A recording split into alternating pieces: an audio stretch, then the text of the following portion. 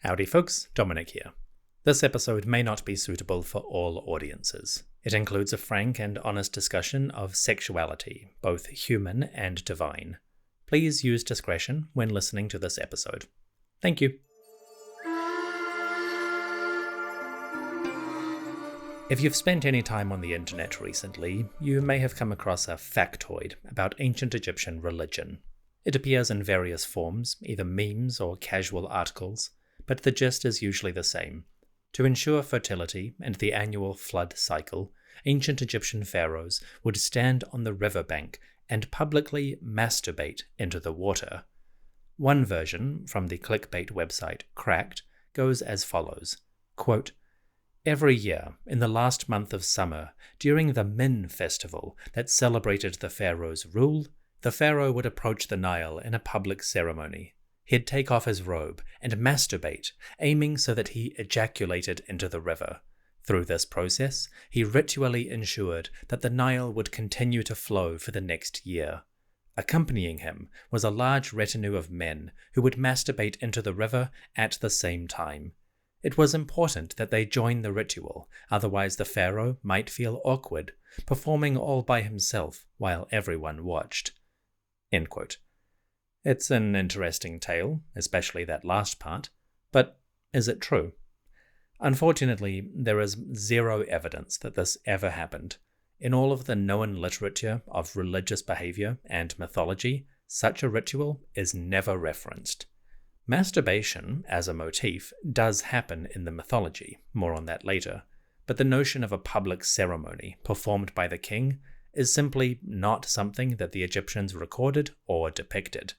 So where did this idea come from?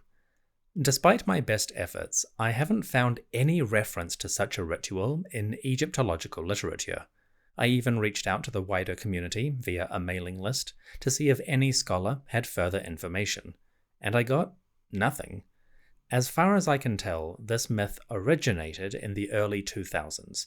The earliest reference I have found is by an author named Jonathan Margulies in his book titled Oh, The Intimate History of the Orgasm. On page 134, that author writes, quote, "One of Pharaoh's most onerous ceremonial duties was to bring fertility to the Nile by masturbating annually into its waters. The tradition supposedly went back to a primary event in the various versions of the creation myth." End quote. A couple of things here. First, Margulies does not provide any citation or reference for the ceremony. He does reference the creation myth, which, again, more on that later, but for this particular event, he doesn't provide any proof. But I don't want to dunk on a random author who didn't back up their claims. Instead, let's keep this more positive. If there's no evidence for the Egyptian pharaohs masturbating publicly as part of a fertility ritual, then where does the idea even come from? Is it a random story created out of whole cloth? Or is it perhaps a misunderstanding of genuine ideas in their society? Let's explore.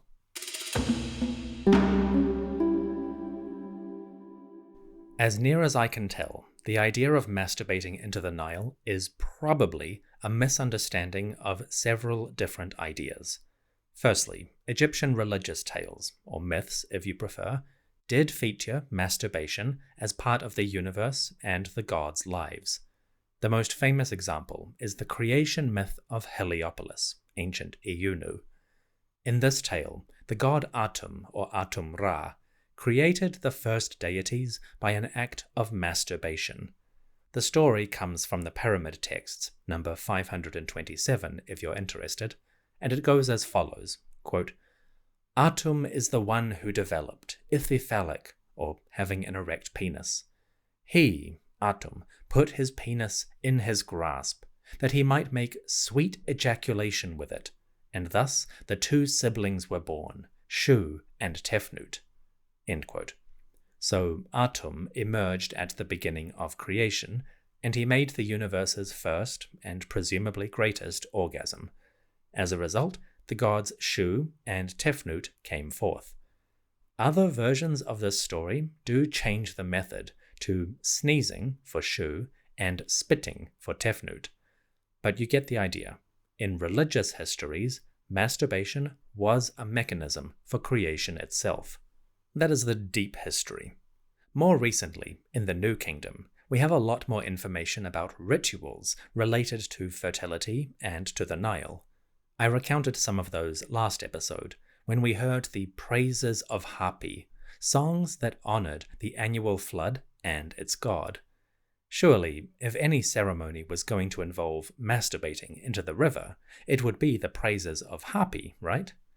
Alas, none of the texts, either private hymns or royal proclamations by kings like Seti I and Ramesses II, include such a description. They don't even mention semen or ejaculation in any kind of metaphorical language. It's just not a part of the ceremony. The Egyptians definitely understood the basic link between semen and pregnancy. In a famous tale, the god Horus tricked Seth into consuming his own semen, from which Seth became pregnant, with dramatic and comical consequences. Add to that the creation myth, and the Egyptians definitely recognized that semen and procreation were connected. But there's a huge gap between semen is important and let's all come in the Nile. So again, nothing like this factoid exists in the historical or religious record. Beyond Hapi, Atum, and tales of godly sex, there is one more being who might have inspired such a ritual. This is the great deity Min. Min, or Minu, meaning established or the one that was seen, is a deity of agriculture and fertility. Specifically, he's an icon of male fertility. Min appears in art, both two-dimensional and statues, and one of his distinguishing features is his penis.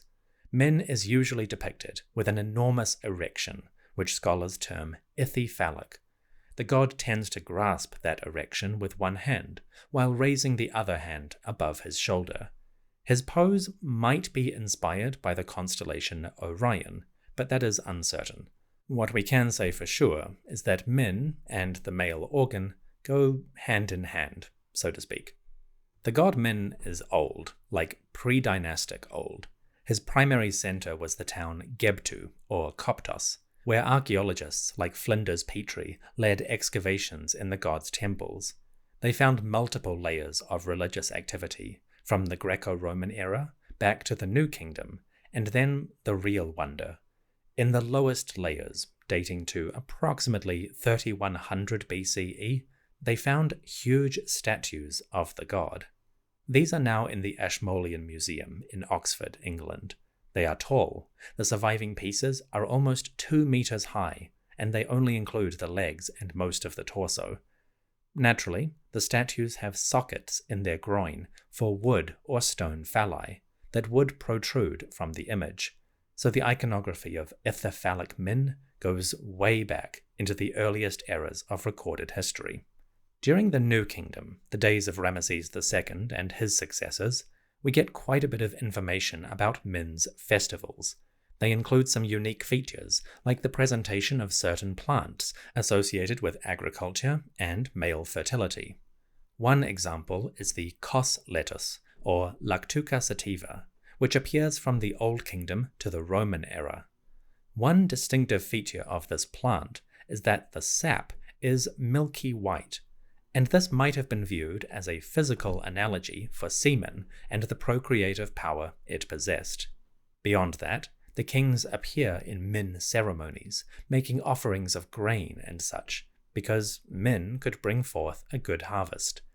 We have extensive art and hieroglyph records for these rituals, from temples like the Ramesseum and Medinet Habu.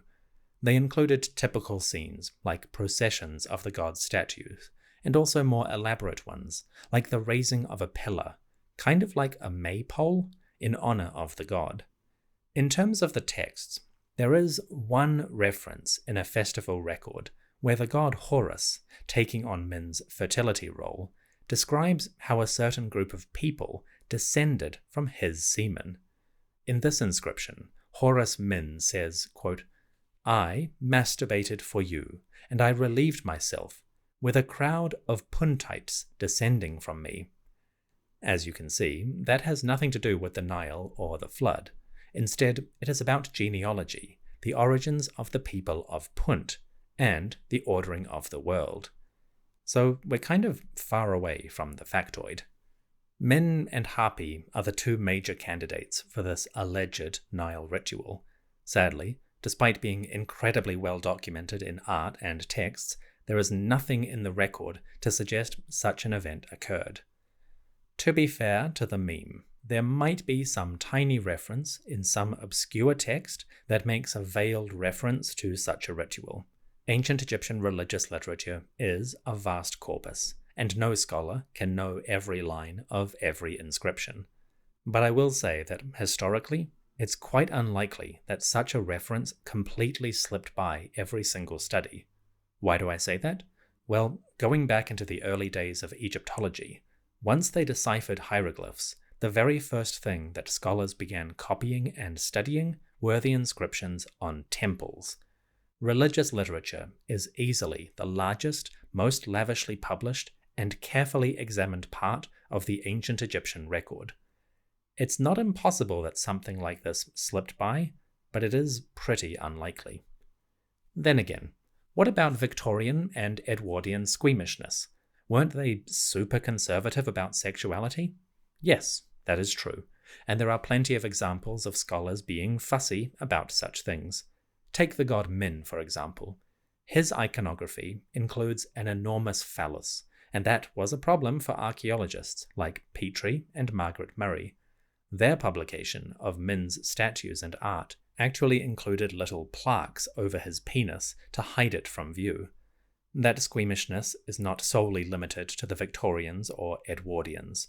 As recently as the 1980s, Cambridge University refused to accept an image of Min for an exhibition because of the prominent penis. And to this day, studies of ancient Egyptian daily life, including books devoted entirely to love or sexuality, often treat masturbation as a side topic, discussed briefly, but only briefly. Sometimes they'll even omit it entirely. So yeah, academics can definitely be a bit strange about this behavior.